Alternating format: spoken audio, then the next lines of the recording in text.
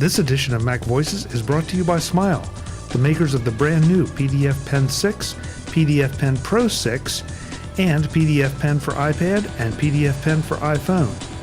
Find out more about all the flavors of PDF Pen at smilesoftware.com. Welcome back to MacVoices.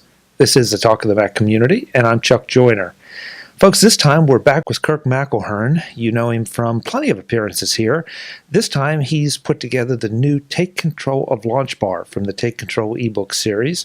The book was done in conjunction with Objective Development, so he has the inside track on everything LaunchBar. Kirk, it's great to see you. Hi, Chuck. It's nice to be back. Was that a big enough build-up, Kirk? That was fine. You could also say that, I'm going to be able to teach you how to, I'm going to do that again. You can also say that I'm going to teach you these great superpowers, because this is a superheroes book. That's good. I'll take that. I'll take that Okay. every time. Kirk, I love LaunchBar. There's so many launchers out there. I settled on LaunchBar quite some time ago and have been super satisfied with it. I'm probably not using it to the full capacity. I'm not sure anybody uses it to the full capacity, and that's what we're here to talk about, to try to, if not up their percentage a bit, if not take them to 100%. So why don't we ask you just to start out with what LaunchBar is at a basic level, and then we'll jump from there. Okay, LaunchBar is a relatively simple utility originally. Its name gives you an idea of what it is. It's a bar, and you use it to launch things. Now, when I say it's a bar, what happens is when you press your keyboard shortcut to activate LaunchBar, or as I say in my book, to invoke the bar, you see a very tiny bar that comes down from your menu bar. It's about the same height as the menu bar, and it just drops down a little bit, and you type, for example, when I want to launch Safari, I'll press my keyboard shortcut, which is Command Space. The little bar comes down. I type SF. Safari comes up at the top of the list because everything you type is actually telling LaunchBar to search for something. And then I press Return, and Safari opens. The bar disappears, and it goes away, and it doesn't get in my way. So originally, it was designed essentially to launch applications or files. The simplest use is what I said is called abbreviation search. You'll type a couple of letters or a few letters to find an application or a file, a contact, a bookmark, any of dozens and dozens of types of things that LaunchBar can index. But to just understand it in the simplest way, you invoke the bar, you type a couple of letters, and you launch an application. Now, you've been using LaunchBar, and you know how much time this saves.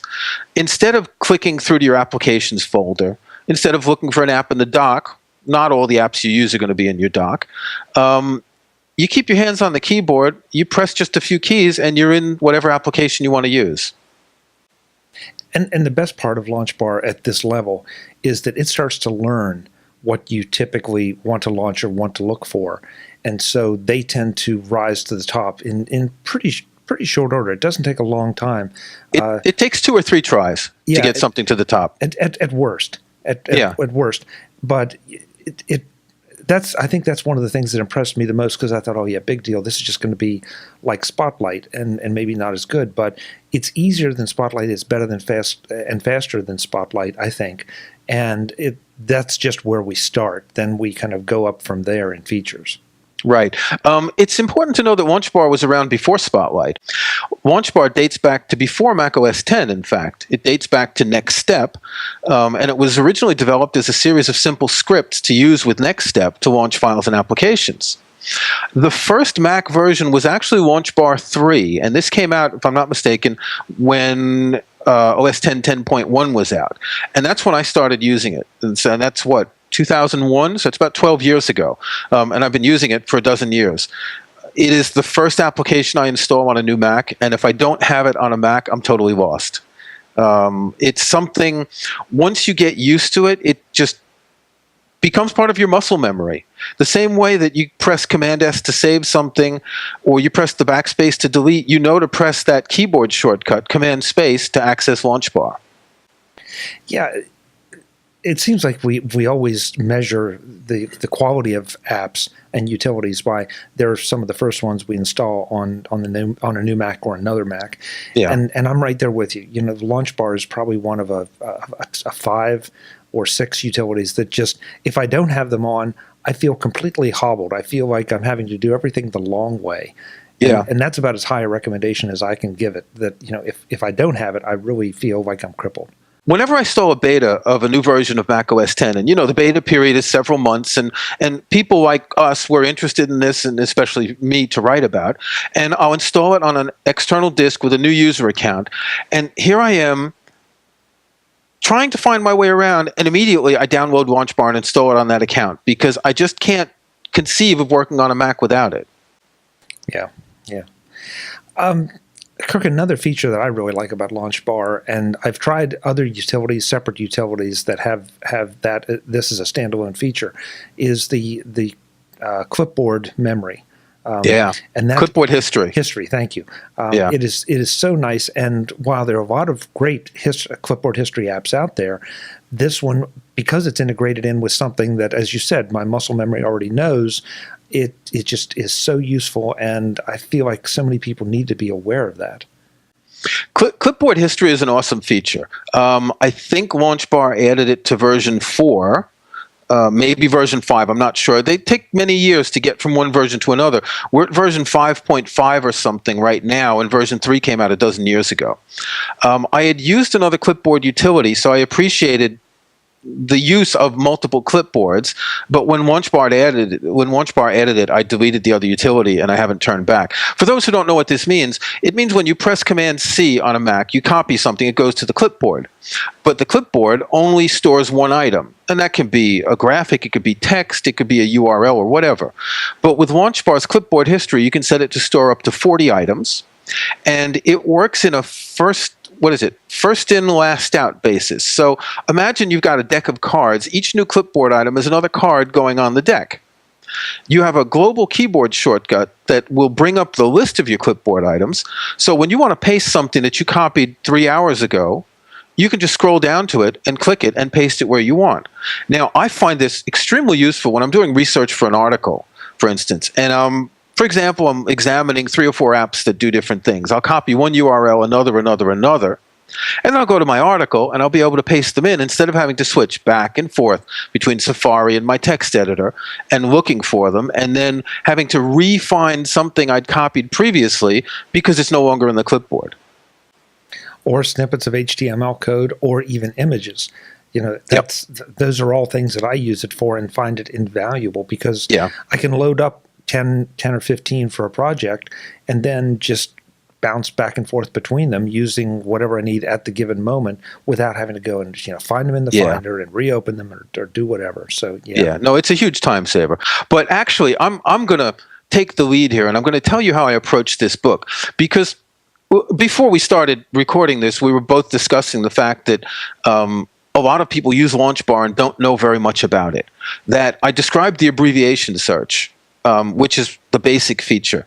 And this is something that everyone who uses LaunchBar knows, but many people don't even go much further to see what else you can do. So I came up with this idea that LaunchBar is actually a tool that makes you into a superhero on your Mac, and it has 5 superpowers. It has more than 5 features, trust me. The objective development people say, I think their slogan is one interface, 1,000+ features. But I've nailed it down to 5 superpowers. So the first one, as we described, is abbreviation search.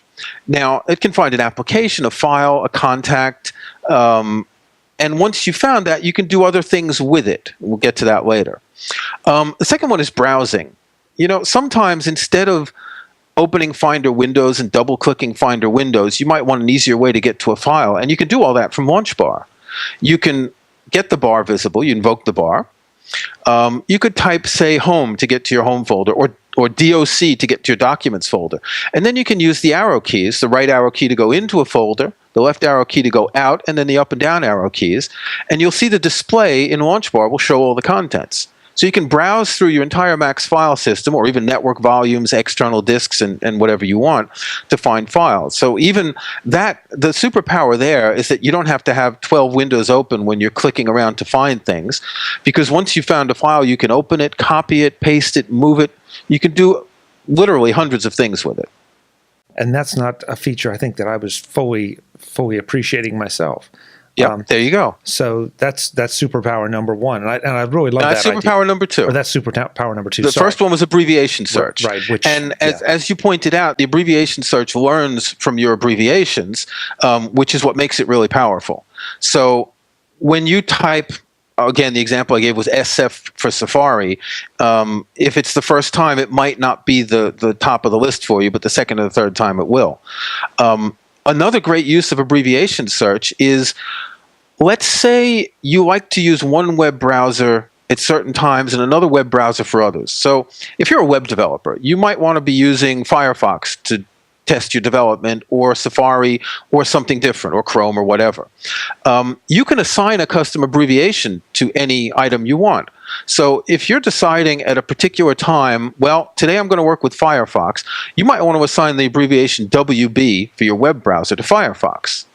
Even though Firefox doesn't have the letters WB, once you find it, you can just click on the bar and assign an abbreviation to that item.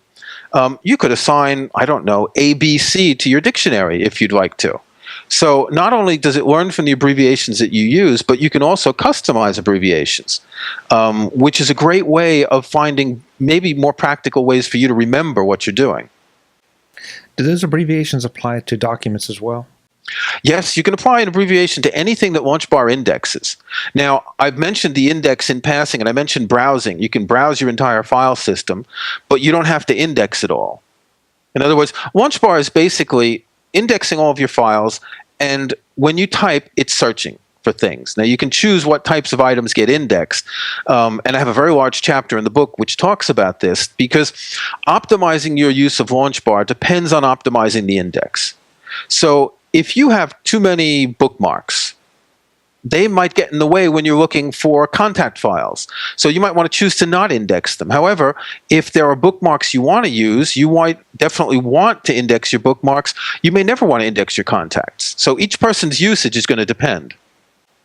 And you bring up contacts, which is another great use of this. You can search within whatever contact manager you have, because it'll look inside there.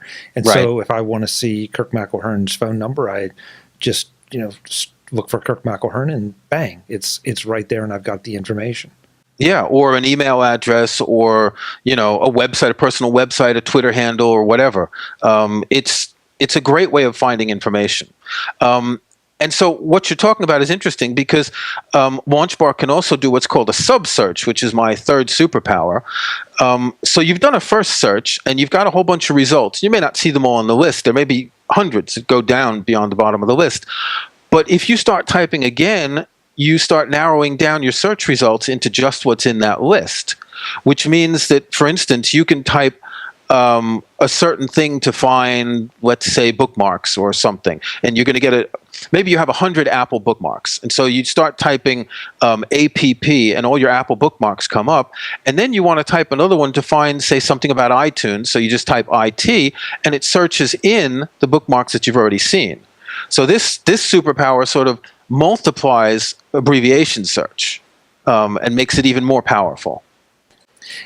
And I've used that a number of times. For example, my hard drive is filled with items called MacVoices of one kind or another. Of course, so, yeah. Start there and then narrow it down to, logo, sound effects, whatever it is. It just, like you say, it lets you bore down, and it's not burdensome. It's, again, do it a few times, and it becomes very much part of the natural way that LaunchBar works for you. Now, you just said something very important. When I was working on this book, my editor was Tanya Engst, and Adam Engst also did an edit pass in the book. And they both came up to the conclusion that they'd both been using LaunchBar for a long time, like you, and they both realized that one of the things about truly appreciating what this app can do is doing something and redoing it a few times until it becomes part of your muscle memory. And I'll give you an example with the fourth superpower. I haven't arranged all this to go through the superpowers like this, but it's a perfect example. LaunchBar has something called instant send. I'll give you a very simple example. I have a file in a folder in the Finder, and I want to send it as an email attachment to someone. Now, there are many ways you could do this. You could go to Mail, create a new email, and drag the file. You could drag the file onto Mail's icon, and that'll make a new email message. Or I can press Command Space, my keyboard shortcut, hold space for a half a second longer, and then the LaunchBar bar comes down with that file selected. Okay? So I'm sending the file from the Finder to LaunchBar. Then I press Tab, and I use another superpower called Send To, and I type Mail, or just M, press Return, and it opens Mail with a new message. Now, that sounds like a lot of steps until you actually done it a half a dozen times and you realize that basically press Tab, type, Return, and you've got a new message with that file. You could do the same thing. For example, sometimes you're reading, let's say you're reading a web page. I'm pointing over here because my web browser's open. And there's some text you want to copy and send to Evernote, for instance. Now, Evernote has its own shortcut, so this isn't the best example, but you copy the text, you do this instant send shortcut, you press Tab, and you use LaunchBar's send to Evernote action, and as Steve Jobs would famously say, boom, it's done. This edition of MacVoices is brought to you by Smile, the makers of great utilities like Text Expander Touch, PDF Pen, PDF Pen Pro, PDF Pen for iPhone, PDF Pen for iPad, and Disk Label.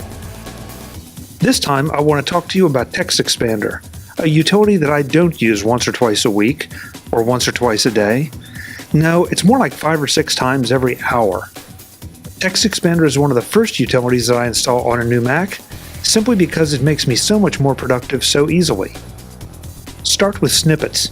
That's Text Expander speak for blocks of text that can be as short or as long as you like, and that are invoked by abbreviations that you assign. The text can be formatted, unformatted, HTML, CSS, industry-specific terms, anything you don't want to type repeatedly on a regular basis. Email signatures are obvious.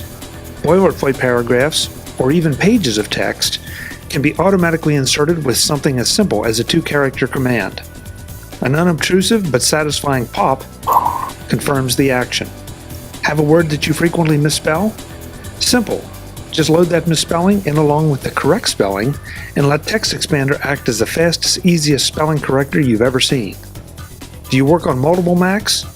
Text Expander lets you sync your collection of snippets across all of your Macs using Dropbox. Just flip a switch in Preferences and your snippets are available automatically everywhere you work. And those are just some of the things you can do with Text Expander. We'll talk about more features soon, but for now, visit Smile at smilesoftware.com and download your free trial. Find out how easy it is to set up your snippets and how much you can get done with just a few keystrokes. Then buy direct from Smile or find Text Expander on the Mac App Store. No matter how you get it, Text Expander is an essential utility for serious productivity. And don't forget to tell them MacVoices sent you. Text Expander. Type more with less effort. Thanks to Smile for supporting this edition of MacVoices.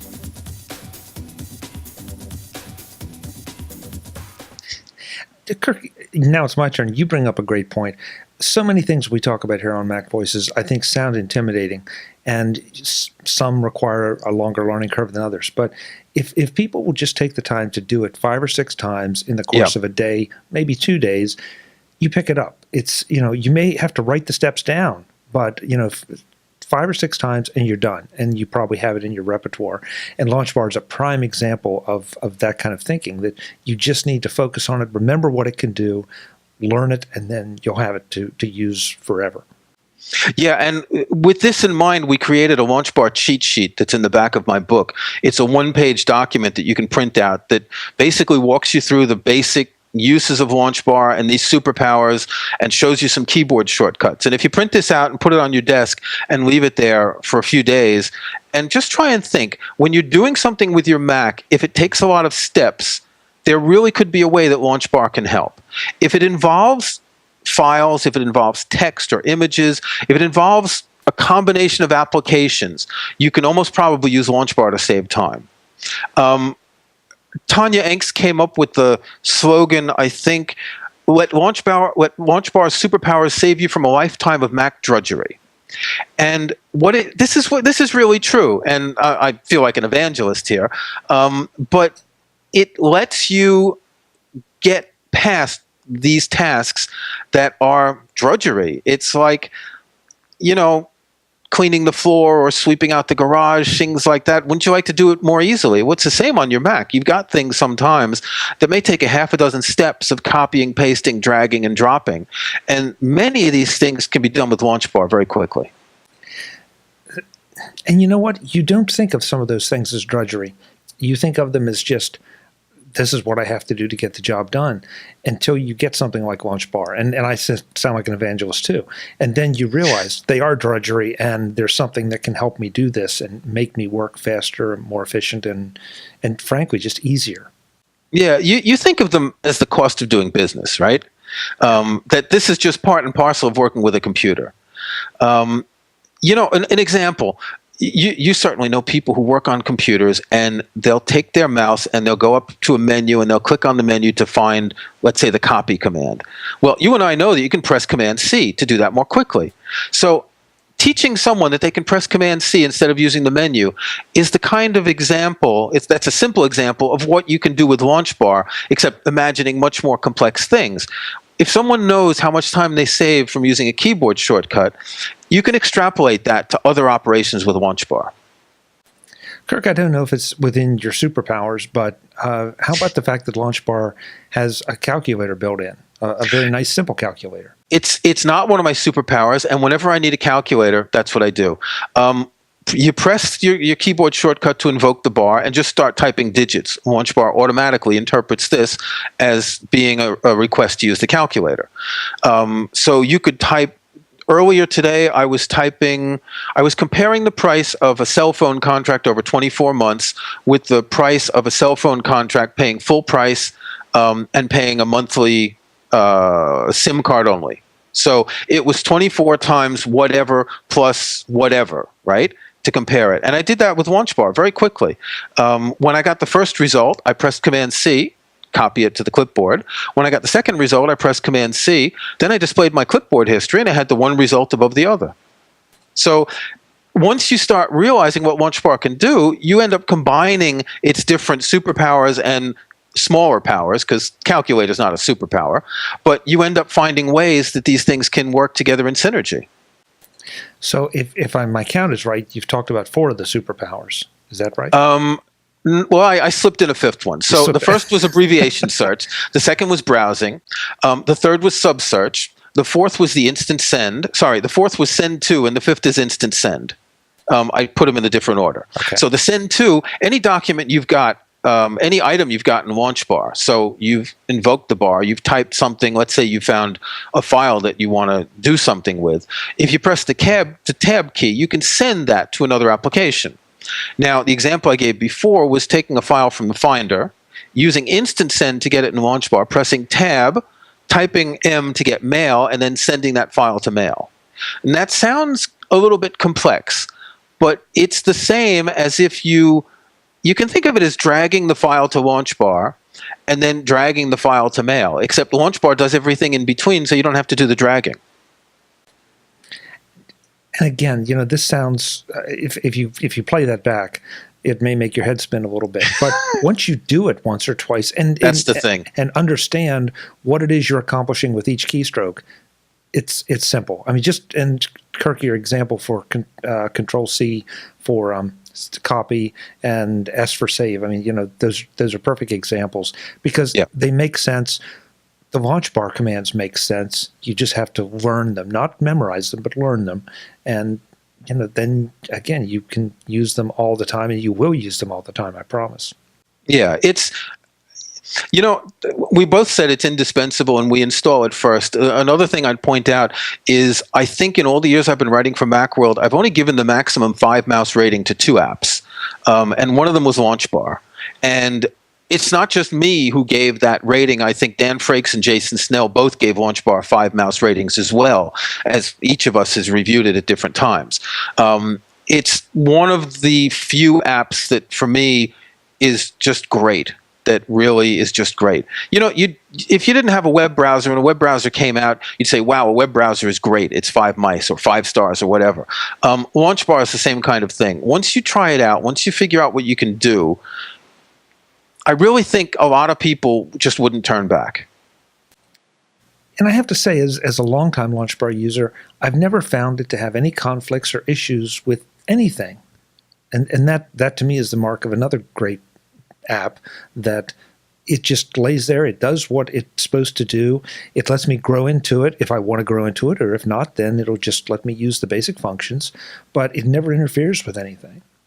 No, and as I said, when you're not using it, that bar disappears up behind your menu bar. It's not in the way. It's there waiting for you to press your command space keyboard shortcut, or whichever keyboard shortcut you've chosen.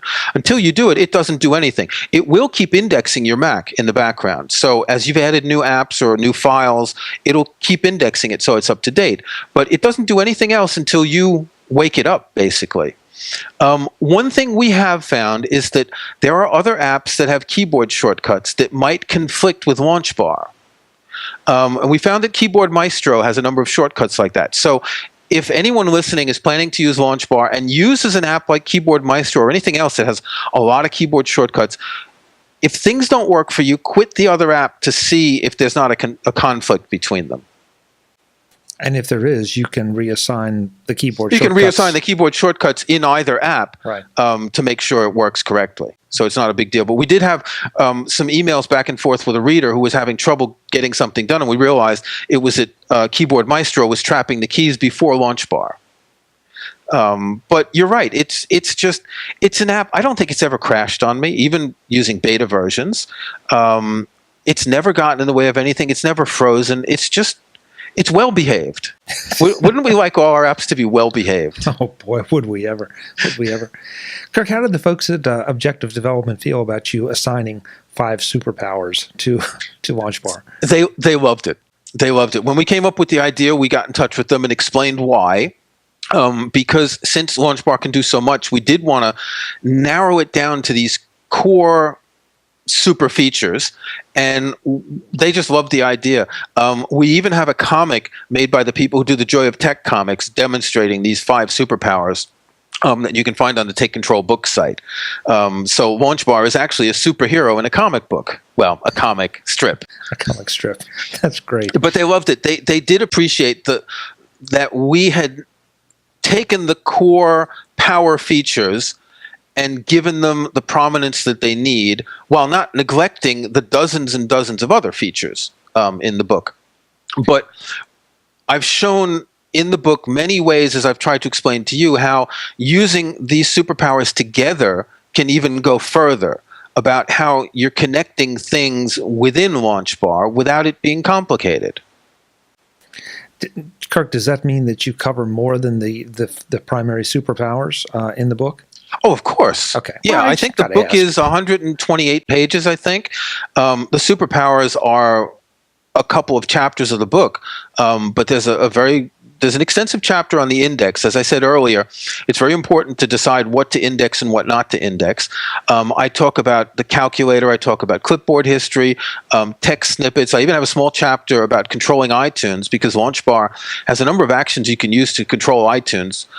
For example, I'm going to do this live. No one will see it, but I invoke the bar, I press IT, and iTunes comes up at the top of my list. I press the right arrow, and I get a list of things like playlists and artists and albums and genres and composers, and I can launch any music from there without having to go to my iTunes window. I can also play and pause iTunes, skip tracks. There are a number of what LaunchBar calls actions that you can use to control certain apps, and iTunes is one that does get a lot of coverage here.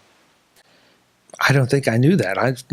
See, because you didn't read my whole book yet, did you, Chuck? I did not read the whole book. You just started. I just started. I know. But that's interesting, because I have my own favorite ways of controlling iTunes, and I think I just got some new ones. There are ways of controlling. There are a number of applications to control iTunes, but what most of them don't let you do is browse your iTunes library. And that's what's interesting with LaunchBar, that you can go directly to your playlists. Let's see, 1, 2, 3, 4, 5, 6 keystrokes, and I'm in my list of playlists. All I need to do is scroll down and press return to launch a playlist. I don't have to go to the iTunes window. I don't have to fumble around to get the sidebar visible, or depending on the view that's there to see my playlists. Can all do it with iTunes in the background.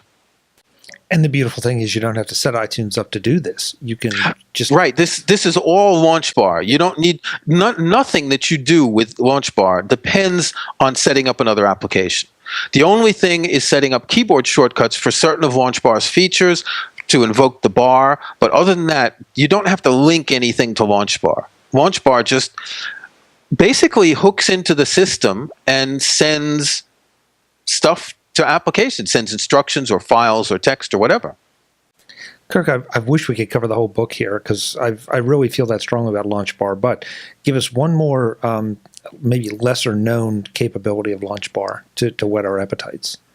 Okay, here's one that's not lesser known, but a lot of people probably don't use it. How many times do you think you search Google every day? A lot. Okay, so what do? Maybe Command Tab to switch to Safari. You either click in the address bar, or maybe you know the Command L shortcut, and then you start typing. LaunchBar has a number of search engine templates. So I press Command space, I type GG, press space, and I'm in the Google search template. I type what I want, press return. It opens a new tab in Safari.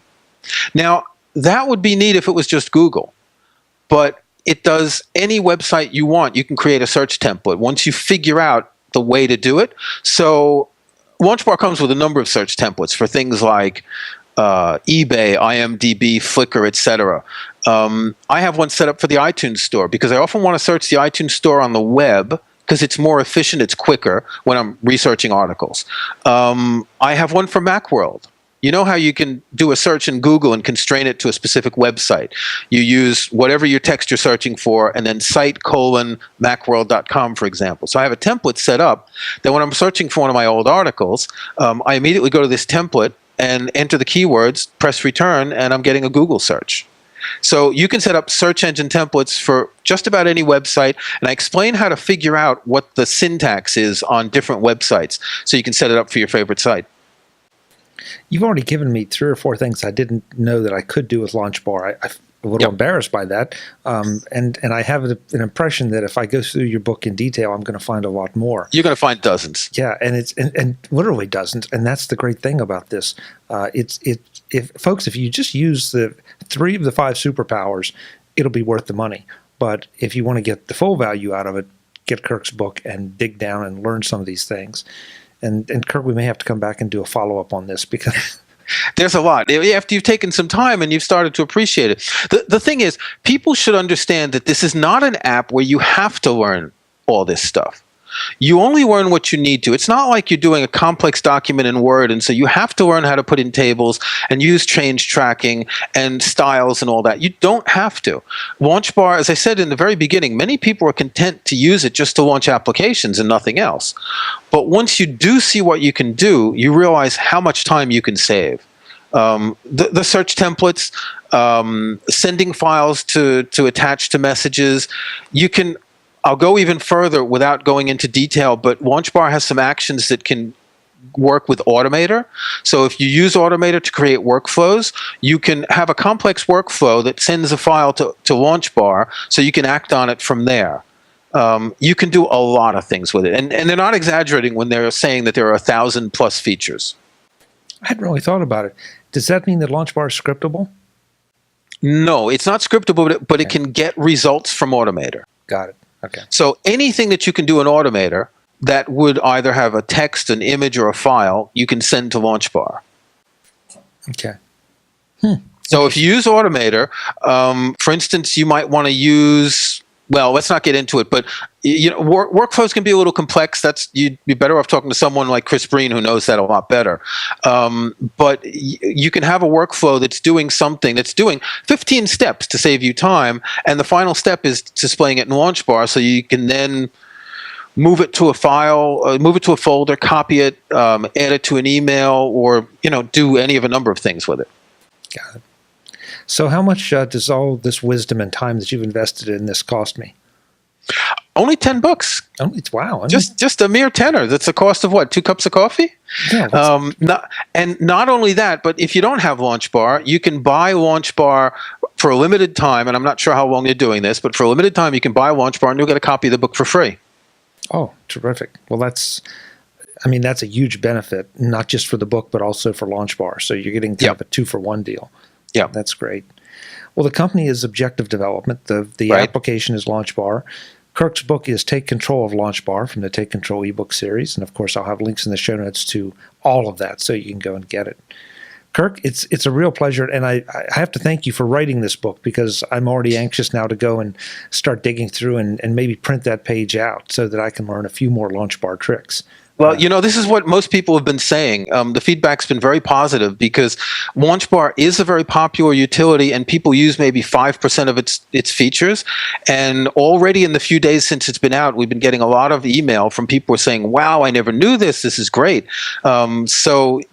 If you use LaunchBar, I want to sell my book, of course, but I guarantee you'll get more than $10 worth of time-saving tips and tricks from this book. Yeah, and if you are using Apple's launcher, even if you're using Spotlight to launch, please take a look at LaunchBar. Kirk, I can't remember. Isn't there a free demo period? Yeah, there's a demo. I think it's a 15-day demo or something like that, Yeah. so you can try it out. Yeah, definitely. Yeah. Try, at the very least, go and download it and try it out. And I think that'll incent you to buy it and then get Kirk's book. Or if you buy it within the time period, you get Kirk's book the book for free. Yeah. Yep. Kirk, it's a real pleasure. Are you going to strike that pose for me one more time? Which pose? The superhero pose? What did I do? You did one of these where... No, I didn't do that. Come on. You mean like, what's his name? The sprinter? Yeah. What's his name? Usain Bolt, yeah. I think I got it on camera. You can't see the cape that I've got there, or my tights that I'm wearing. I knew it. I knew if we ripped that shirt open, there's going to be a big LB right there. Yep. Yeah. Kirk, thanks a lot. It's great to talk to you as always. Thanks for having me, Chuck. Folks, I'm Chuck Joyner. This is MacVoices, the talk of the Mac community. The talk of the Mac community is Take Control of LaunchBar from Take Control. Until next time, thanks for watching.